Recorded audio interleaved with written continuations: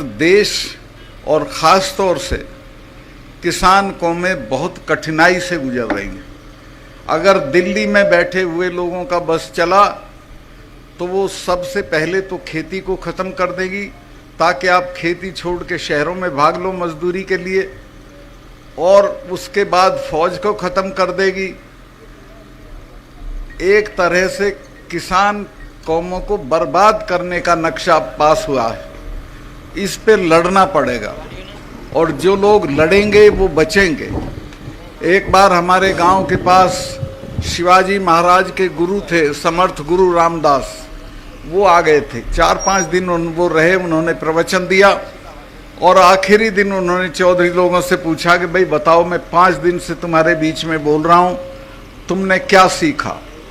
एक चौधरी खड़ा हो गया कि जी हमने ये सीखा कि जो कौमें रुका रोला करेंगी वो जिंदा रहेंगी, यानी जो लोग लड़ेंगे वो जिंदा रहेंगे। मैं आपसे कहने आया हूँ कि लड़ने की आदत डालिए और लड़ने का फैसला कीजिए।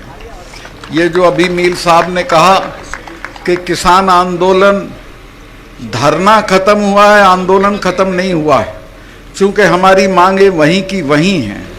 जो एमएसपी की मांग है उसके बिना तो हमारा गुजारा नहीं है, चूँकि हम जितनी चीज़ें पैदा करते हैं उनका दाम बढ़ता नहीं है, जितनी चीज़ें खरीदते हैं उनका दाम बढ़ता है, और नतीजा ये है कि किसान हर दिन गरीब हो रहा है, उसकी खरीदने की ताकत खत्म हो रही है। मैं कॉलेज में पढ़ता था तो शाम को हम खाना खा के हॉस्टल से घूमने जाते थे।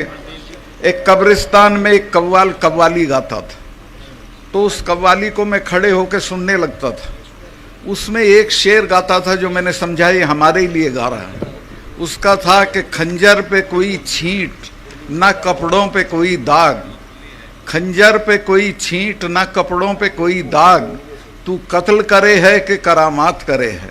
ये सरकार भी उसी तरह से किसानों का कत्ल कर रही है, उसे ये पता भी नहीं चलता कि उसके साथ क्या हो रहा है। भाइयों, मैं निवेदन ये करना चाहता हूँ कि आप धरनों पे बैठते हो, मांग करते हो, इसको छोड़ो। अब ऐसी स्थिति पैदा करो कि लोग तुमसे मांगें, बजाय इसके कि आप सरकारों से मांगें। और वो तब होगी जब आप दिल्ली में सरकार को बदल दोगे।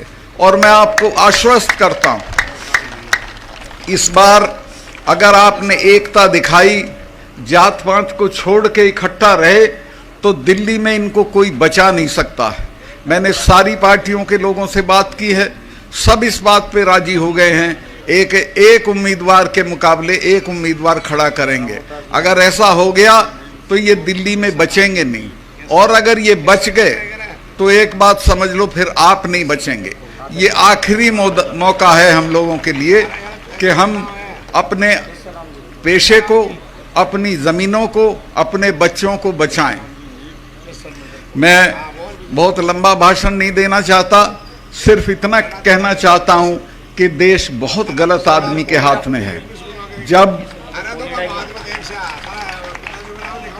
ये अभी मैं बोला था 4-6 दिन पहले, बड़ा शोर हो गया देश में, इन्होंने बड़ा तमाम तरह के लोग वो पालतू जो हैं वो लहका दिए मेरे ऊपर। मैंने ये बताया था, जो सच था उसी वक्त बताया था जब मैं ये था गवर्नर था, कि जो वहाँ पुलवामा में जो अटैक हुआ हमारे सिपाहियों पे, 40 लड़के मरे हमारे जवान, वो नहीं मरते अगर ये उनको 2 हवाई जहाज दे देते, 5 हवाई जहाज। वो लड़के अगर मेरे से मांग लेती सीआरपी तो मैं 5 हवाई जहाज दे देता, लेकिन गृह मंत्रालय ने वो उनको हवाई जहाज नहीं दिए और वो सड़क के रास्ते चल दिए। उस सड़क के रास्ते में मैं गया जिस दिन ये दुर्घटना हुई, उसके बाद उसमें 10 किलोमीटर के एरिया में करीब 10 जगह सड़क आके मिलती है। उस पे एक जिप्सी नहीं खड़ी थी किसी को रोकने के लिए, कोई भी आ सकता था। तो वो आया, भरी हुई गाड़ी थी विस्फोटक की, और एक गाड़ी में मार दी और हमारे 40 जवान शहीद हो गए। ये कहीं अपनी शूटिंग करा रहे थे उसमें नेशनल कॉर्बेट पार्क में, यूपी में है वो। तो वहाँ टेलीफोन की सुविधा नहीं होती है, तो इन्होंने बाहर आके मुझे एक ढाबे से फ़ोन किया और पूछा कि सतपाल भाई क्या हुआ। मैंने इनको बताया कि साहब ऐसे ऐसे हो गया, इतना हमारा नुकसान हो गया है और ये हमारी गलती की वजह से हुआ है, अगर हम जहाज़ दे देते तो ये हमारे बच्चे नहीं मरते। तो इन्होंने मुझे कहा कि नहीं अभी इस पे चुप रहो, इस पे अभी चुप रहो।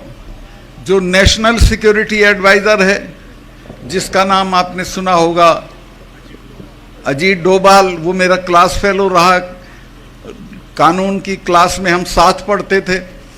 उसका मुझे फ़ोन आया फ़ौरन कि प्राइम मिनिस्टर ये कह रहे हैं आप बोलें नहीं कुछ, चूँकि मैं बोल दिया था, मैं 2-3 चैनल को बता चुका था कि हमारी गलती से ये हुआ है, कि वो ये कह रहे हैं कि इस पे तुम चुप रहो। मैं समझ गया था कि अब इसका ये पूरा राजनीतिकरण अपने चुनाव के लिए करेंगे, जो मर गए वो भाड़ में जाए, इनको कोई मतलब नहीं है। और आज तक उस पूरे मामले की कोई जांच नहीं हुई है, कोई उसका नतीजा नहीं आया है।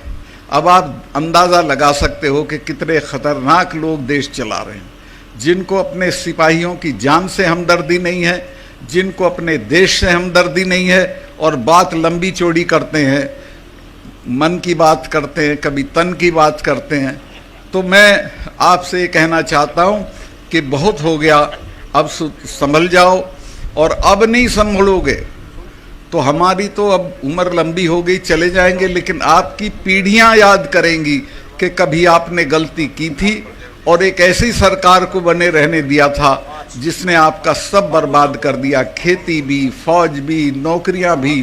तो मैं आपसे, और मैं आऊँगा, इलेक्शन में भी आऊँगा, जो भी आपका आदमी लड़ेगा उसके लिए।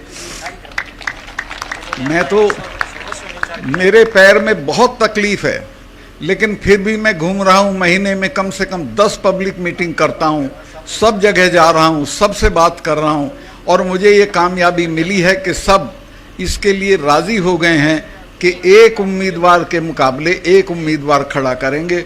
और अगर ये हो गया तो मैं आपको आश्वस्त कर दूं कि ये बचेंगे नहीं, इनकी शक्ल नहीं पहचानी जाएगी। ये जो आज इनका घमंड है, ये सारा चूर चूर हो जाएगा। सब सहमत हो गए हैं, सारी पार्टियां सहमत हो गई। मैं बहुत लंबा भाषण कर दिया, भाई इतना ही कहना चाहता हूं कि ये मौके रोज़ नहीं मिलते हैं। ये मौका भी फिर तो 5 साल को बाद जाएगी, और 5 साल में तो ये इतनी बर्बादी कर देगा कि आप अंदाज भी नहीं कर सकते हो। 5 साल में तो पता नहीं क्या क्या हो जाएगा। तो मैं काफ़ी आपका समय लिया, अभी मैं इतना ही हाँ, असली चीज़ तो मैं बोल ही नहीं रहा था, वो थी यहाँ